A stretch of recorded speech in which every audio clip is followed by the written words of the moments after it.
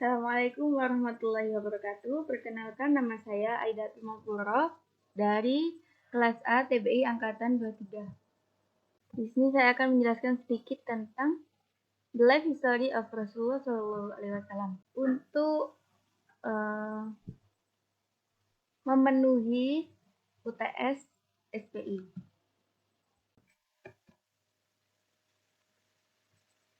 Yang pertama yaitu ada biografi dari Rasulullah SAW. Nabi Muhammad SAW dilahirkan di kota Mekah pada tanggal 12 Rabiul Awal tahun 53 sebelum Hijriah atau bertepatan dengan 29 Agustus 570 Masehi. Dan Rasulullah wafat pada hari Senin tanggal 12 Rabiul Awal tahun 11 Hijriah atau 8 Juni 630 Masehi, tepat di usia ke-63 tahun. Nama Nabi Muhammad sendiri diberikan oleh Allah kepada ibundanya, yaitu Sayyidah Aminah, dan kakeknya Sayyid Abdul Muthalib melalui malaikat Jibril dan isyarat mimpi. Kemudian Rasulullah dimakamkan di Masjid Nabawi di Madinah di rumah salah satu istri beliau, yaitu Aisyah radhiyallahu an. Dan saat ini makam Rasulullah berada di bawah naungan kubah hijau yang berlokasi di tenggara masjid. Yang selanjutnya yaitu ada latar belakang dari keluarga Rasulullah. Rasulullah adalah salah satu anggota dari Bani Hashim, yaitu suatu kabilah yang berkuasa dalam suku Quraisy. Kabilah ini memegang jabatan Sikoya. Ayahnya bernama Abdullah, anak dari Abdul Muthalib, seorang kepala suku, yaitu dari suku Bani Hashim, yang termasuk besar pengaruhnya dalam Quraisy, dan ibu Nabi Muhammad, yaitu Siti Aminah, dari Bani Zuhrah. Dan selanjutnya itu ada peristiwa penting pada kehidupan Rasulullah. Yang pertama yaitu Rasulullah menerima wahyu. Rasulullah menerima wahyu pertamanya pada usia ke-40 tahun. Kemudian, namun pendapat yang paling banyak menyebutkan bahwa peristiwa turunnya wahyu pertama ini jatuh pada tanggal 17 Ramadan tahun 610 Masehi. Peristiwa ini kemudian diperingati oleh kaum muslimin setiap tahunnya sebagai peringatan nuzul Quran. Pada saat di Gua Hira itu, di Jabal Nur, Rasulullah ke sana untuk berhalwat atau menyendiri, kemudian malaikat Jibril mendatanginya untuk menyampaikan perintah dari Allah berupa surat Al-Alaq ayat 1-5. Yang kedua ada dakwah Nabi Muhammad. Dakwah ini dibagi menjadi dua periode. Periode Mekah dan Madinah. Namun Rasulullah memulai proses panjang dakwah untuk menyerukan Islam pada bangsa Arab selama 23 tahun. Dalam periode waktu tersebut, Nabi Muhammad menghabiskan waktu selama 13 tahun berdakwah di kota Mekah atau periode Mekah, sedangkan 10 tahun sisanya dihabiskan di kota Madinah atau periode Madinah. Seorang sejarawan Muslim Arab bernama Ibnu Ishaq menjelaskan bahwa 3 tahun pertama Rasulullah berdakwah secara sembunyi-sembunyi atau dakwah syiar. Beberapa tokoh terkenal yang memeluk Islam pada fase dakwah ini antara lain yaitu Khadijah binti Khuwailid, Ali bin Abi Thalib, Abu Bakar, Utsman bin Affan, serta Bilal bin Rabah, yaitu salah satu budak yang memeluk agama Islam. Kemudian Nabi Muhammad mulai melakukan dakwah secara terang-terangan setelah turunnya wahyu Allah berupa surat Al-Jahra ayat 94 yang kemudian banyak ditentang oleh kaum Quraisy. Yang selanjutnya yaitu ada peristiwa Isra Mi'raj. pada peristiwa ini merupakan peristiwa bagi umat Islam yang diperingati setiap tanggal 27 Rajab. Pada peristiwa ini, Nabi Muhammad menerima perintah Allah berupa kewajiban melaksanakan sholat 5 waktu. Dan kisah ini tertuang dalam Al-Quran surat Al-Isra ayat 1. Peristiwa Isra Mi'raj ini terjadi hanya dalam satu malam saja.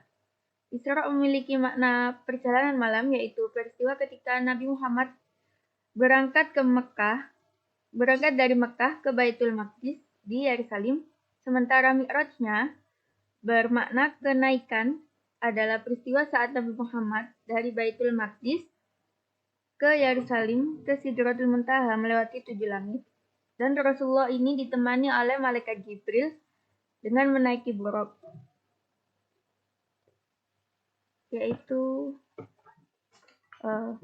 dalam perjalanan menuju langit ketujuh ini, Rasulullah dipertemukan dengan para malaikat dan para nabi terdahulu, yaitu ada Nabi Adam, Nabi Isa, Nabi Yusuf, dan Nabi Idris. Kemudian Nabi Muhammad berjumpa dengan Allah untuk menerima perintah salat 5 waktu tersebut.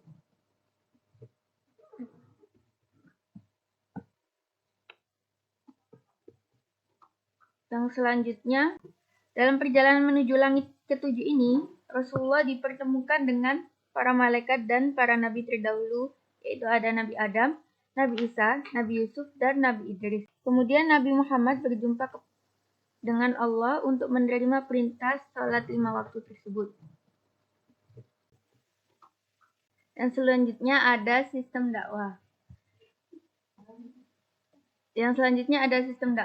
Sistem dakwah ini dibagi menjadi 2 periode. Yang pertama ada periode Mekah. Yaitu pada awal periode Mekah ini Rasulullah berdakwah secara sembunyi-sembunyi. Setelah 3 tahun berjalan, Rasulullah mendapatkan perintah berdakwah secara terang-terangan. Pada periode Mekah ini, Rasulullah mendatangi orang-orang terdekat beliau, antara lain istrinya, keponakannya, kemudian budak beliau yaitu Zaid yang diajak masuk Islam. Ketika turun surat Al-Mudaththir ayat 1-2, Rasulullah mulai melakukan dakwah di tengah masyarakat. Setiap bertemu orang, beliau selalu mengajaknya untuk mengenal dan masuk Islam. Selama 3 tahun, Rasulullah mendakwakan secara sembunyi-sembunyi. Kemudian,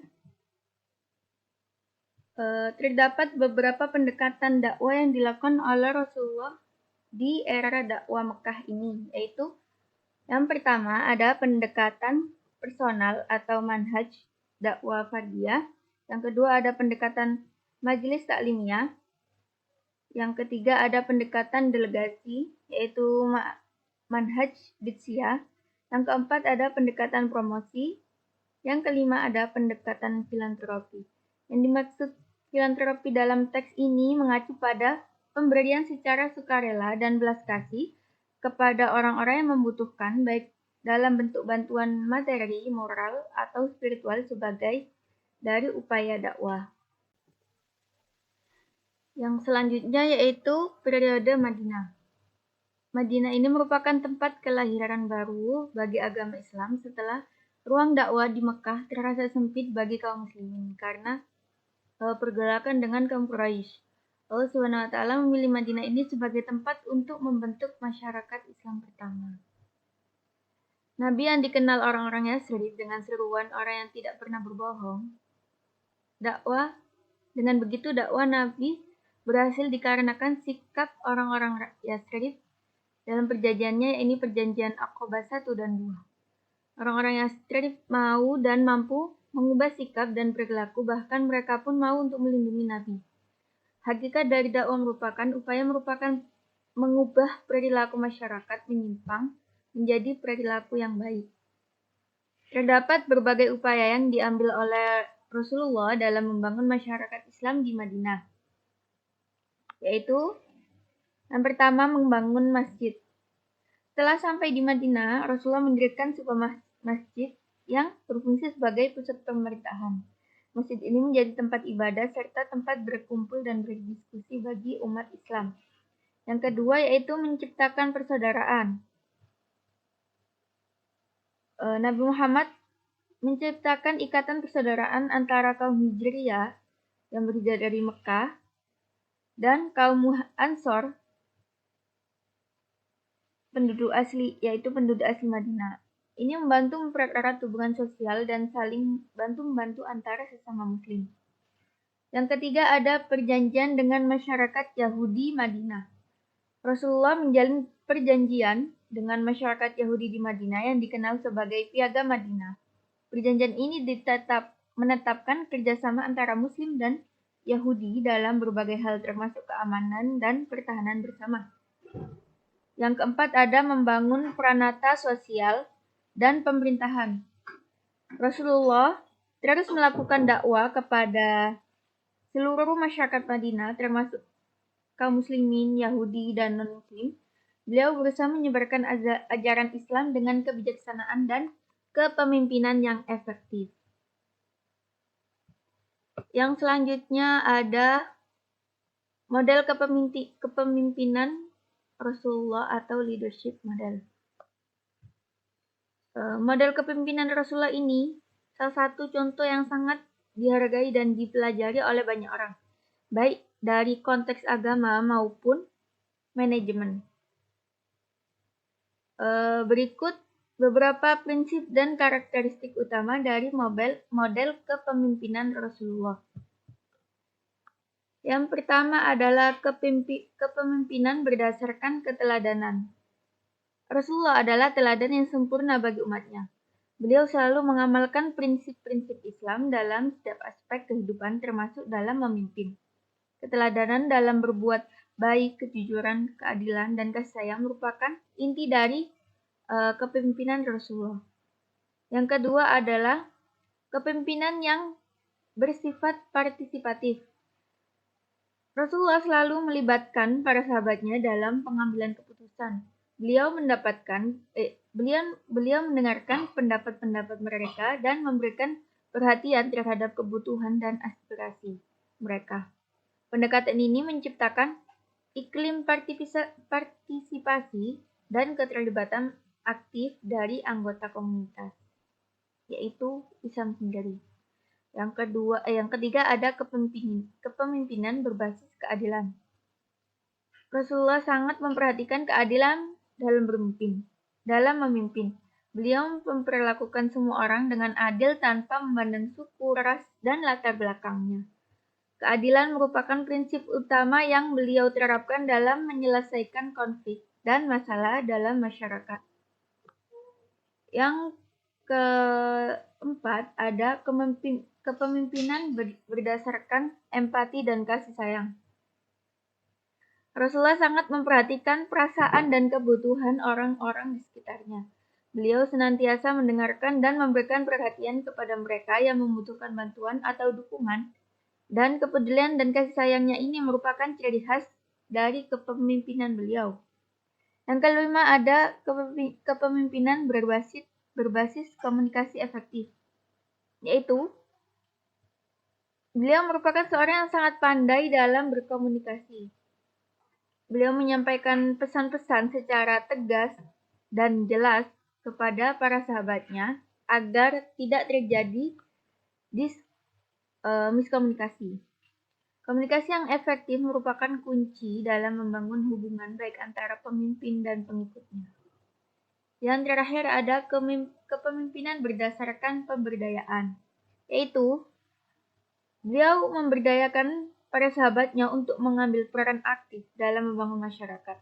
Beliau juga memberikan tanggung jawab kepada mereka, para sahabatnya, dan memberikan dorongan agar mereka dapat berkembang mencapai potensi terbaik mereka.